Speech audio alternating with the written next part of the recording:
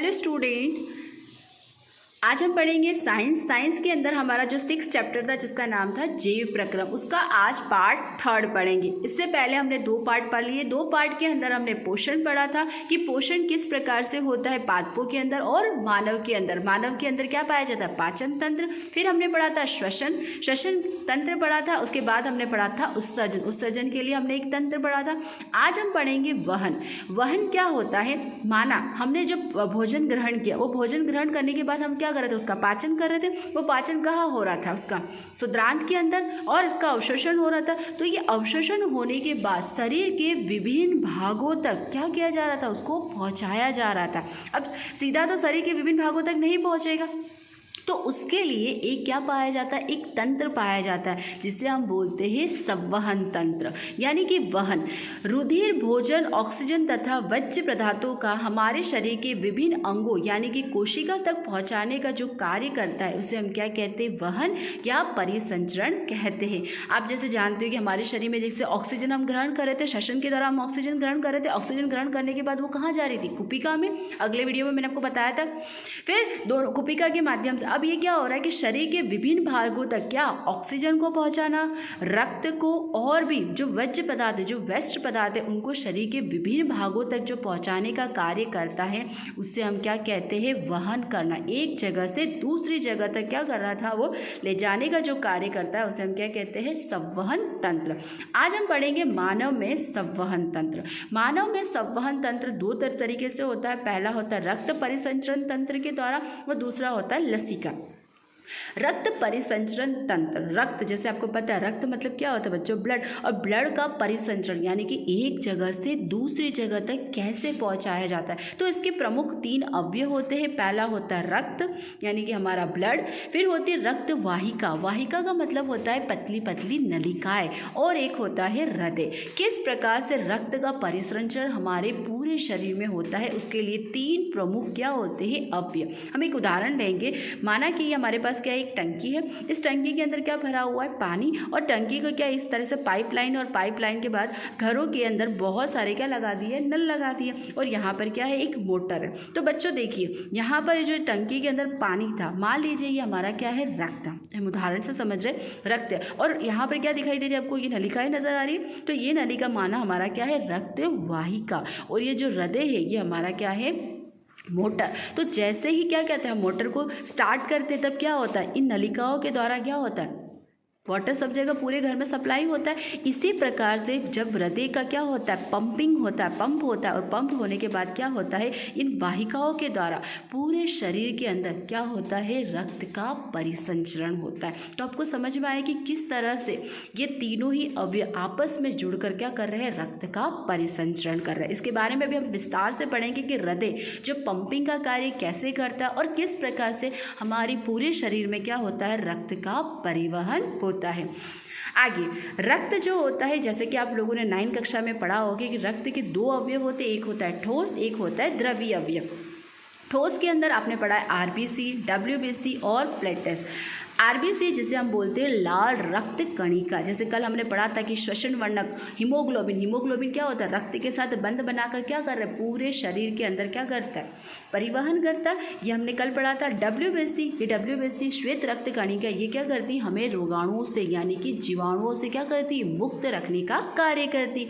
और ये platelets very important, ये हमारे शरीर में क्या करती? धक्का, जब हमें चोट लग जाती तो धक्का जमाने में हमारा कार्य करती। इसके अलावा द्रवित अवयव के अंदर हम पढ़ेंगे प्लेज्मा। प्लेज्मा क्या होता है बच्चों? ये क्या होता है? 90% जो होता है इसके अंदर क्या होता है? जल होता है। प्रोटीन्स होते हैं। प्रोटीन के अंदर एल्यूमिनियम, ग्लोबिन, ऐसे बहुत सारे प्रोटीन्स होते हैं। अब देखेंगे अब कि रक्त का क्या कार्य होता है। तो अभी जैसे हमने पढ़ा था कि रक्त के क्या कार्य होता है, तो हम देखेंगे कि रक्त का क्या कार्य होता है। तो देखिए रक्त द्वारा हमारे शरीर के विभिन्न पदार्थों का परिवहन होता है। हमारे शरीर के अंदर सारे जितने भी पदार्थ हैं जैसे भोजन, ऑक्सीजन, कार्बन डाइऑक्साइड, खनिज, लवण, ऐसे बहुत सारे जो पदार्थ हैं उनका परिवहन किसके माध्यम से हो रहा है? रक्त। आपको पता है ना, हम भोजन जो ग्रहण करते हैं उसके पाचन के बाद वो किस में कन्वर्ट हो जाता है? रक्त में। क्या ऐसा होता है कि दाल इधर दौड़ रही, सब्जी उधर दौड़ रही? ऐसा नहीं होता है ना। तो देखिए, तो रक्त क्या कार्य, ये क्या करता है? किस किस का परिवहन करता है? ऑक्सीजन का, कार्बन डाइऑक्साइड का, पचित भोजन का, जो कि पचित भोजन किस में कन्वर्ट हो जाता है, ग्लूकोज के रूप में, और जो वर्ज्य पदार्थ, जो वेस्ट पदार्थ होते हैं, जैसे वो कैसे नाइट्रोजन युक्त पदार्थों का, लवण का, खनिज तत्व का, इन सब का जो परिवहन वो किसके द्वारा होता है, रक्त का। आपसे ये प्रश्न पूछा जाता है कि रक्त का क्या कार्य, तो आप बता सकते हो कि रक्त हमारे पूरे शरीर में क्या करता है, परिवहन का कार्य करता है, और उसके अंदर ऑक्सीजन, कार्बन डाइऑक्साइड, ग्लूकोज, वर्ज्य पदार्थ, लवण, इन सब का क्या करता है, एक जगह से दूसरी जगह तक पहुंचाने का कार्य करता है। नेक्स्ट, अभी हमने देखा कि द्रव्य अवस्था के अंदर हमारे पास क्या होता है, प्लेज्मा। ये प्लेज्मा जो होता है बच्चों 90% क्या होता है, जल से तथा खनिज तथा लवण से मिलकर बना हुआ होता है। ये प्लेज्मा भी क्या करता है, एक शरीर के विभिन्न भागों तक पहुंचाने का कार्य करता है। ये भी क्या करता है, भोजन को, कार्बन डाइऑक्साइड तथा नाइट्रोजन वर्ज्य पदार्थों को क्या करता है, नाइट्रोजन पदार्थों का क्या विलीन करता था, विलीन यानी कि अपने अंदर घुला के फिर क्या करता है, एक रूप से दूसरे रूप में क्या करता है, वहन करता है। तो अब सबसे इम्पोर्टेंट हमारे मानव के शरीर में संवहन तंत्र यानी कि संवहन का कार्य जो करता है, एक पंप का जो कार्य करता है, वो कौन करता है, हृदय। आया समझ में। तो हृदय एक क्या है, पंप की तरह कार्य करता है। जैसे ये मानव का स्ट्रक्चर मैंने यहाँ पर बनाया है। मानव के स्ट्रक्चर में आपने जैसे पता है, ये नासाद्वार के द्वारा श्वसन क्रिया के दौरान यहाँ पर दिखाई दे रहा है आपको, मैंने एक दिल शेप में जो बनाया है, ये हमारा क्या है, हार्ट, जिसे हम क्या बोलते हैं, हृदय। हृदय की आंतरिक संरचना कुछ इस प्रकार की होती है। हृदय की आंतरिक संरचना हम पढ़ेंगे कि हृदय किस तरह का होता है। सबसे पहले हृदय क्या होता है, तो हृदय क्या होता है बच्चों, हृदय रक्त परिसंचरण तंत्र का महत्वपूर्ण हिस्सा होता है। यानी कि हृदय के द्वारा ही क्या होता है, पूरे शरीर के अंदर रक्त का क्या होता है, परिसंचरण होता है। ये एक पेशी अंग है। कैसा अंग है, पेशी अंग है। साथ ही साथ ये पंप की तरह, जैसे अपन ने देखा था मोटर, अगर मोटर चलाएंगे तभी क्या होगा, उन नलिकाओं के द्वारा क्या होगा, मोटर के थ्रू क्या होगा, पूरे घर में क्या होगा, वाटर की सप्लाई होगी। इसी प्रकार से क्या होता है, ये हृदय जब पंपिंग करता है तो पंपिंग के द्वारा ही क्या होता है, पूरे शरीर के अंदर क्या होता है, रक्त का परिवहन होता है।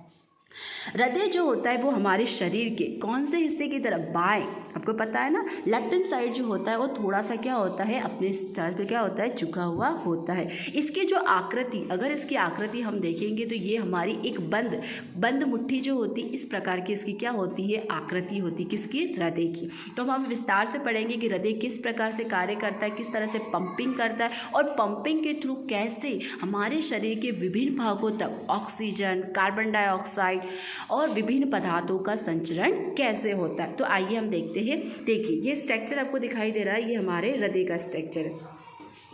तो देखिए क्या होता है बच्चों, पहले हम समझेंगे इसको अच्छे से। हृदय को क्या करते हैं, 4 चैम्बर में डिवाइड करते हैं। 4 चैम्बर यानी कि 4 कोष्ठों के अंदर क्या कर रखा है, इसको विभाजित कर रखा है। देखिए इस साइड जो है, अब मेरा हाथ इस साइड है तो अब ये मेरा दाया है, परंतु इस बुक के हमारे स्ट्रक्चर में क्या दे रहेगा, बाया। तो यहाँ पर क्या होता है, 4 चैम्बर होते हैं, जिसमें होता है, एक होता है बाया आलिन, बाया नीले। अगर बाई साइड है तो क्या होगा, एक आलिन होगा और एक नीले होगा। इसी प्रकार से दाई साइड है, दाया आलिन और दाया नीले। क्लियर, आपको समझ में आया। यहाँ पर जो ऊपरी आपको दिखाई दे रही, ये होती है हमारी महाशिराएं। क्या बोलते हैं इसको, महाशिराएं, जो कि शरीर के निचले भाग में स्थित होती। और ऊपरी साइड जो होती वो कौन होती है, हमारी महाधमनी। क्लियर। अभी हम एक बार सारे नाम पढ़ लेते, फिर मैं आपको बता दूँ कि किस प्रकार से हृदय क्या करता है, किस प्रकार से ऑक्सीजन का सप्लाई करता है और किस तरह से कार्य करता है। फिर आप देख रहे हो कि ये हमारे जो दाएं आलिन और बाया नीले हैं, इनके बीच में आपको कुछ दिखाई दे रहा है, ये दिखाई दे रही है, जिससे विभाजिका कहते हैं। विभाजिका क्या कार्य करती, इन दोनों के अंदर जो रक्त है उनको क्या करते हैं, आपस में मिलने नहीं देते। एक दीवार की भांति क्या करता है, विभाजिका होता है। अब हम देखेंगे कि किस प्रकार से क्या होता है। तो देखिए मान लीजिए कि ये हमारा क्या है, हृदय है। एक स्ट्रक्चर के साथ समझाया कि ये क्या करता है, बॉडी से यानी कि हमारे शरीर से क्या करता है, विऑक्सीजीकृत, ऑक्सीजीकृत और विऑक्सीजनीकृत को पहले हम समझते हैं कि विऑक्सीजीकृत क्या होता है, ऑक्सीजीकृत क्या होता है। तो देखिए ऑक्सीजनित, ऑक्सीजन जैसे क्लियर हो रहा है, ऑक्सीजनित यानी कि क्या होता है, उसके अंदर क्या शामिल है, ऑक्सीजन सम्मिलित है। और विऑक्सीकृत, ये देखो ये उपसर्ग लगाया वी, तो विऑक्सीजनित का मतलब होता है जिसके अंदर ऑक्सीजन नहीं होता, इन्हें हम अनऑक्सी भी कह सकते हैं। तो ये 2 शब्द आपको बार बार सुनने को मिलेंगे, तो आप पहले क्लियर कर दीजिए। ऑक्सीजनित का मतलब होता है जिसके अंदर ऑक्सीजन क्या हो, सम्मिलित हो। विऑक्सीजनित का मतलब ये होता है कि जिसके अंदर ऑक्सीजन ना हो। क्लियर हो गया। अब देखिए बच्चों, हम देखते हैं कि कैसे ये जो हमारा हृदय है ये क्या करता है, शिरा जो हमारे के शरीर के द्वारा क्या होते हैं, महाशिरा के द्वारा, क्या बोला मैंने, महाशिरा के द्वारा क्या होता है, विऑक्सीजन जो रक्त है विऑक्सीकृत यानी कि जिसके अंदर ऑक्सीजन नहीं है, महाशिरा क्या करती है, उसे कहाँ पहुँचाने का कार्य करती है, हृदय तक पहुँचाने का कार्य होता है। वापस समझाती हूँ, शरीर से महाशिराएँ क्या करती है, विऑक्सीजनीकृत जो रक्त होता है उसे कहाँ पहुँचाने का कार्य करती है, हृदय तक पहुँचाने का कार्य करती है। और हृदय से क्या बोला मैंने वापस, हृदय से कहाँ पहुँचाने का कार्य करे, फुसफुस यानी कि फेफड़ों तक पहुँचाने का कार्य किया जाता है। तो महाशिरा क्या किया, विऑक्सीकृत रक्त को हृदय तक पहुंचा और रक्त को वापस कहाँ पहुंचाया गया, फेफड़े तक।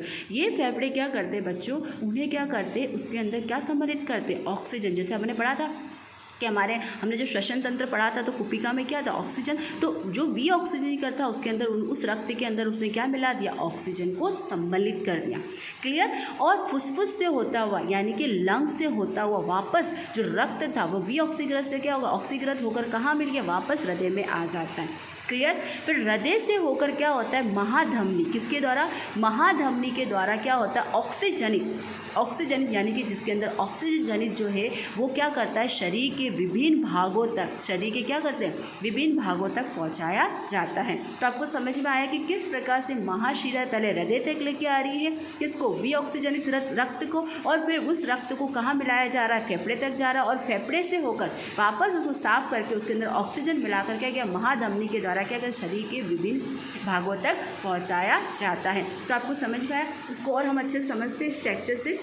तो देखिए यहाँ मान लीजिए ये हमारा शरीर, ये शरीर के विभिन्न भागों से क्या किया जाता है, महाशिरा तक पहुँचाया जाता है, किसको, विऑक्सीकृत रक्त को। और ये रक्त कहाँ जाके मिल रहा है, कहाँ जाके मिल रहा है, हृदय से। और हृदय से होकर, हृदय में से होकर वो वापस कहाँ चला जाता है, फुसफुस शिरा या फुसफुस धमनियों के पास जाता है। और फुसफुस धमनी से होकर पुनः उसके अंदर क्या मिलाया जाता है, ऑक्सीजन। और ऑक्सीजन मिलाने के बाद ये क्या करता है, हृदय के पास आता है, और हृदय से होकर क्या करता है, शरीर के विभिन्न भागों तक पहुँचाने का कार्य किया जाता है। तो आपको समझ में आया कि हृदय किस तरह से कार्य कर रहा है।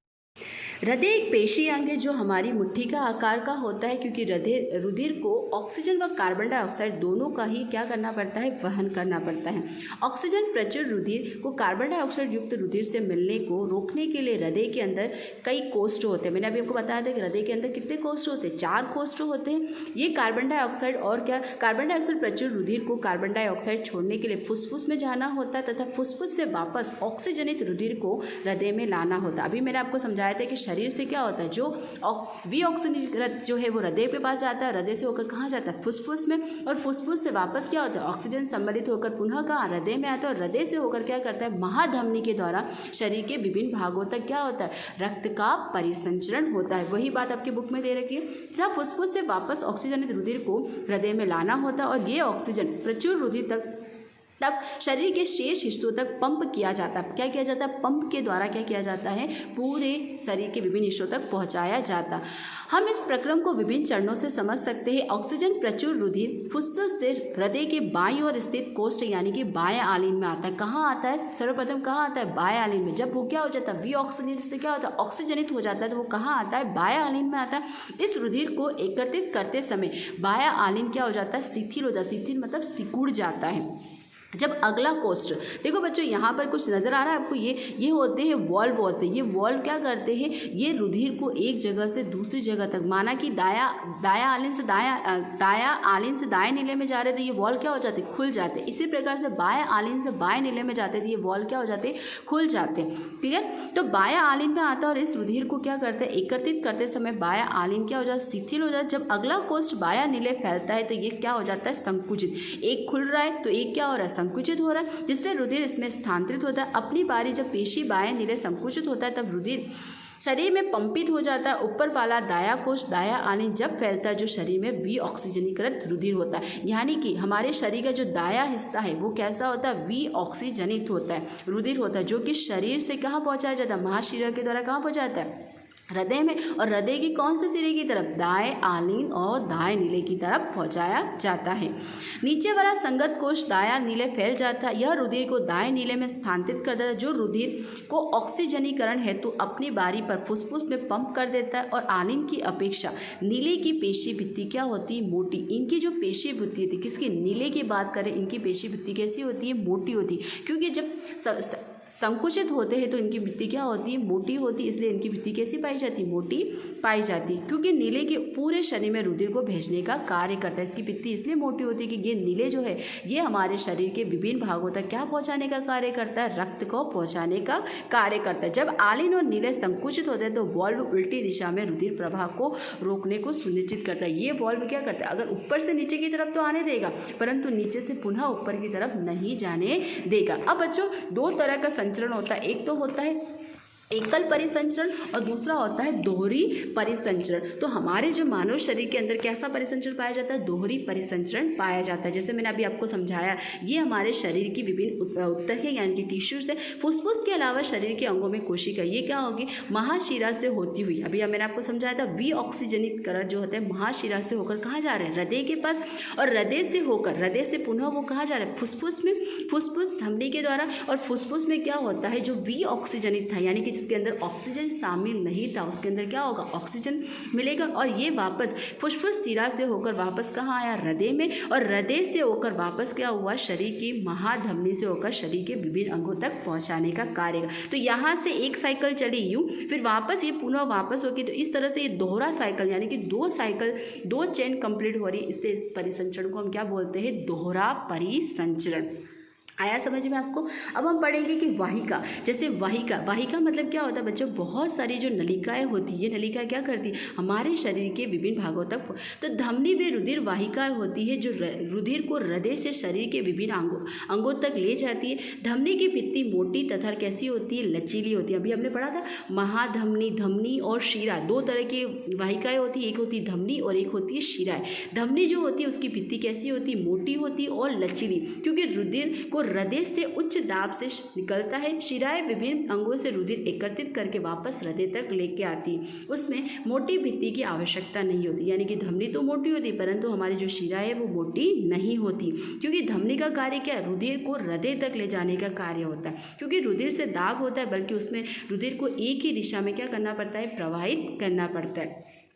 किसी अंग या ऊतक तक पहुंचकर धमनी उत्तरोत्तर यानी कि छोटी छोटी वाहिकाओं में विभाजित हो जाती है। शरीर में बहुत सारी क्या पाई जाती है, वाहिकाएं, जिससे सभी कोशिकाओं में रुधिर का संपर्क हो सके। सबसे छोटी वाहिकाओं की भित्ति एक कोशी मोटी होती है जो रुधिर को आसपास की कोशिकाओं के मध्य पदार्थों के विनिमय इस पतली भित्ति के द्वारा होता है। केशिका तब आपस में मिलकर क्या बनाती है, शिराएं बनाती है और रुधिर को अंग या ऊतक तक दूर तक लेके जाती है। तो हमारे शरीर में जो वाहिकाएं होती वो एक तो होती धमनी और दूसरी कौन सी होती है, शिराएं। इनकी ये मोटी किस लिए होती है, अभी हमने समझा था। नेक्स्ट होता है प्लेटेस, जो मैंने आपको पहले भी बताया था कि जब हमें क्या हो जाता है, चोट लग जाती, तो चोट लगने पर क्या होता है, जो रुधिर का जो थक्का बनता है उसका कार्य कौन करता है, ये प्लेटेस करती है। नेक्स्ट हम पढ़ेंगे लसिका। लसिका का क्या कार्य होता है, तो अभी मैंने आपको पहले बताया था कि लसिका क्या एक द्रव्य अवस्था में होता है जिसके अंदर क्या था, जो वाटर होता है। और तो देखो इसके अंदर क्या क्या होता है, तो प्लेज्मा की तरह ये कार्य करता है। ये कैसा होता है, रंगहीन होता है। इसमें अल्प मात्रा में क्या पाया जाता है, प्रोटीन पाया जाता है। लसिका अंतरकोशिकीय अवकाश में लसिका कोशिका में चला जाता है, जो आपस में मिलकर बड़ी लसिका वाहिका बनाता है। अंत में बड़ी शिराएं खुलती है जो पचे हुए शुद्रांत द्वारा अवशोषित वसा का क्या करता है, लसिका द्वारा वहन करता है। तो अभी आपको समझ में आया कि किस प्रकार से जो हमारा हृदय था वो किस तरह से कार्य करता है और इसमें कैसा परिसंचरण पाया जाता है, दोहरा परिसंचरण पाया जाता है। अब हम पढ़ेंगे, ये तो वहन हमने किस में पढ़ा, मानव के अंदर, परंतु पादपों के अंदर वहन कैसे होता है। तो देखिए पादपों में, जैसे मान लीजिए ये एक प्लांट है, इस प्लांट के अंदर परिवहन कैसे होता है। परिवहन का मतलब मैंने आपको बताया कि एक जगह से दूसरी जगह पर क्या हो रहा है, भोजन, जल, ऑक्सीजन, कार्बन डाइऑक्साइड, इन सभी को एक जगह से दूसरी जगह तक पहुंचाने का जो कार्य करता है उसे हम क्या कहते हैं, वहन या परिवहन कहते हैं। अब हम पढ़ेंगे प्लांट के अंदर। प्लांट में आपको पता है कि क्या क्या इंपॉर्टेंट होगा, जल, भोजन हो या नहीं होगा। तो देखिए मान लीजिए एक छोटा पौधा हम लेते हैं, तो छोटे पौधे के अंदर आप देखते हो कि इसके नीचे जो होता है उसे हम क्या बोलते हैं, जड़ कहते हैं। ये प्लांट है तो ये जड़ के दो रूप क्या मिलेगा उसको, वाटर यानी कि जल, और ये जल को क्या करेगा, वो विसरण विधि के द्वारा क्या करेगा, पानी को क्या करेगा, प्लांट के विभिन्न हिस्सों तक पहुंचाने का कार्य करेगा। परंतु कुछ बड़े प्लांट होते जो काफ़ी लंबे होते, क्या उसमें भी विसरण के द्वारा क्या होता है, जल का सप्लाई होता है? नहीं बच्चों, उनके अंदर क्या पाया जाता है, बहुत छोटे छोटे क्या पाए जाती है, वाहिकाएं पाई जाती, बहुत छोटे छोटे उत्तक पाए जाते हैं। तो वो उत्तक क्या होते हैं, वो होते हैं जाइलम। ये क्या करते हैं, जड़ से क्या करते हैं, पानी को संचित करके वाहिका, जाइलम वाहिका के द्वारा क्या होता है, प्लांट के विभिन्न हिस्से तक क्या पहुँचाने का कार्य करते हैं, जल को पहुंचाने का कार्य करते हैं। अब जल का परिसंचरण तो हमने पढ़ दिया, लेकिन भोजन का परिसंचरण कैसे होता है? तो हमने जैसे प्रकाश संश्लेषण की क्रिया में देखा था कि प्रकाश संश्लेषण की क्रिया कहाँ हो रही थी? पत्तियों में, और पत्तियों में हो रहा था और भोजन का निर्माण हो रहा था। अब ये क्या होता है? भोजन का निर्माण। तो भोजन के यहाँ पे भी बहुत सारी क्या पाई जाती है? वाहिकाएं यानी कि टिश्यूज पाए जाते हैं, और वो टिश्यूज क्या करते हैं? शरीर के विभिन्न भागों तक किसका संचरण करते हैं? भोजन का। तो उस उत्तक का नाम क्या है? फ्लोएम। तो आपने भी देखा कि जल का परिवहन करने का कार्य कौन कर रहा था? जाइलम। और भोजन का परिवहन करने का कार्य कौन कर रहा था? फ्लोएम। जल का परिवहन उत्तक जाइलम है, जो खनिज लवण का भी, जल के साथ साथ खनिज लवण का भी परिवहन करता है। और किसके द्वारा? वाहिका। वाहिका मतलब होती है पतली पतली केशिकाएं, जो नलिकाएं होती। और भोजन का परिवहन कौन से उत्तक के द्वारा होता है? फ्लोएम के। और ये फ्लोएम वाहिका पर। तो इस प्रकार से हमने इस चैप्टर के अंदर जैव प्रक्रम के द्वारा देखा कि किस किस प्रकार से पोषण के द्वारा, उत्सर्जन के द्वारा, वहन के द्वारा और श्वसन के द्वारा। तो ये आपका चैप्टर यहाँ पर समाप्त होता है। Thank you student.